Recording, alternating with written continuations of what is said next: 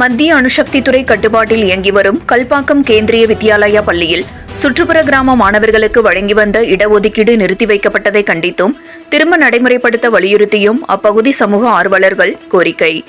செங்கல்பட்டு மாவட்டம் கல்பாக்கத்தில் மத்திய அணுசக்தித்துறை கட்டுப்பாட்டின் கீழ் இயங்கி வரும் இந்திரா காந்தி அணு ஆராய்ச்சி மையத்தின் கீழ் இயங்கி வரும் கேந்திர வித்யாலயா 1, கேந்திர வித்யாலயா 2 ஆகிய பள்ளிகளில் அணு கதிர்வீச்சினால் நேரடியாக பாதிக்கப்படும் 16 கிலோமீட்டருக்கு சுற்றியுள்ள கிராமங்களைச் சேர்ந்த ஏழை எளிய மாணவர்களுக்கும், ஒரு குழந்தை மட்டும் உள்ள மாணவர்களுக்கும், 2 பெண் பிள்ளைகள் மட்டும் உள்ள மாணவர்களுக்கும், அணுசக்தி துறையில் பணிபுரிந்து ஓய்வு பெற்ற ஊழியர்களின் பேரன் பேத்திகளுக்கும் பள்ளியில் இலவச சேர்க்கை மற்றும் கட்டண சேர்க்கை இடஒதுக்கீடு வழங்கப்பட்டு வந்தது.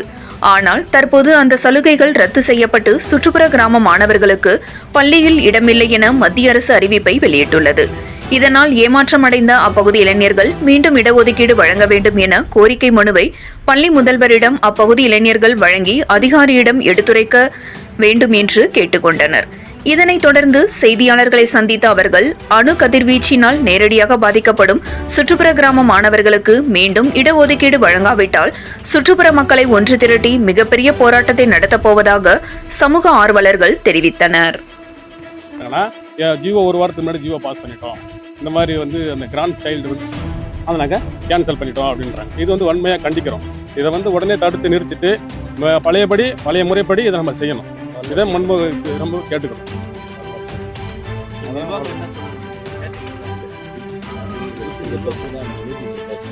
இல்லை, இதுக்கப்புறம் நாங்கள் ஆலோசனை பண்ணி சொல்கிறோம்.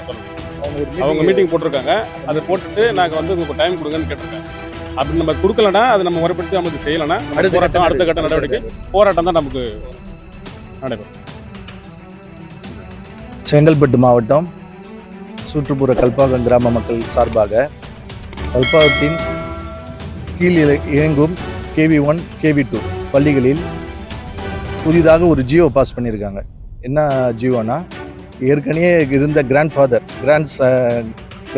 சீட்டு, கிராண்ட்மதர் சீட்டு, பெண் குழந்தைகள் சிங்கிள் சைல்டு சீட்டு, அப்புறம் 2 பெண் குழந்தைகள் இருந்தால் குறைவான கல்வி கட்டணம் செலுத்தலாம்னு சொல்லிட்டு அதுக்காக ஒரு ஆர்டர் இருந்தது. இது எல்லாத்தையும் திடீர்னு எலெக்ஷன் டைமில் ஒரு 1 வீக் முன்னாடி தான் நாங்கள் இப்போ பிரின்சிபல் கையில் லெட்டர் கொடுத்துட்டு வந்திருக்கோம். அவங்க தான் சொல்கிறாங்க 1 வீக் முன்னாடி தான் அந்த ஜியோ பாஸ் ஆயிருக்குன்னு சொல்லிட்டு அதை திடீர்னு பாஸ் பண்ணி இது மாதிரி எல்லாரோட சலுகையும் மொத்தம் கட் பண்ணி விட்டுட்டாங்க. இப்போ ஒரே ஒரு இது மட்டும் தான் கொடுத்துருக்காங்க, பொதுமக்கள் சார்பாக உள்ள படிக்கலாம்னு சொல்லிட்டு. அதுவும் எம்ப்ளாயிங்க சேர்ந்துட்டு மீதி கொஞ்சம் இருந்தால் சீட்டு கொடுப்பாங்க, அவ்வளோதான் சொல்லியிருக்காங்க.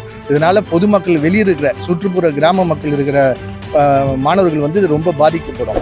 அவங்க கொஞ்சம் ஸ்கூல் நாலேஜ் இருக்கிறதுனால தான் சென்ட்ரல் போர்டு ஸ்கூலில் சேர்க்க ஆசைப்படுறாங்க. இதனால பசங்களோட படிப்பு ரொம்ப பாதிக்கும். இங்கே ஃபீஸ் கொஞ்சம் கம்மியாக இருக்கிறதுனால உள்ள சேர்க்குறாங்க. வெளியே போனால் அதிகமான ஃபீஸ் கட்டணும். அது பெற்றோர்களால் பண்ண முடியாத காரணத்தினால இங்கே சேர்க்கலான்னு ஆசைப்படுறாங்க, கிட்டே இருக்கிறதுனால. இங்கே சுற்றுப்புற கிராம மக்கள் எதுக்கு இதை நாங்கள் உரிமையாக அதை கேட்குறோன்னா, கல்பாக்கத்தால் நாங்கள் அனுபவிக்கிற அந்த காற்று, மாசடைந்த காற்று, ரேடியேஷன், அதால் வர பலப்பட்ட நோய்கள், கேன்சர், கர்ப்பப்பை கட்டி வர்றதுனால அதனால் பெண்கள் பாதிக்கப்படுது. பல பிரச்சனையை தைராய்டு பிரச்சனை, பல பிரச்சனையை சுற்றுப்புற கிராம மக்கள் இதனால் பாதிக்கப்படுறோம். எங்களுக்கு வேலை தான் கொடுக்கல. நீங்கள் வேலையை பார்த்தா கிட்டத்தட்ட எல்லாருமே இங்கே வேலையை நார்த்து சைட்லேருந்து எடுத்து வேலைக்கு சேர்க்குறாங்க.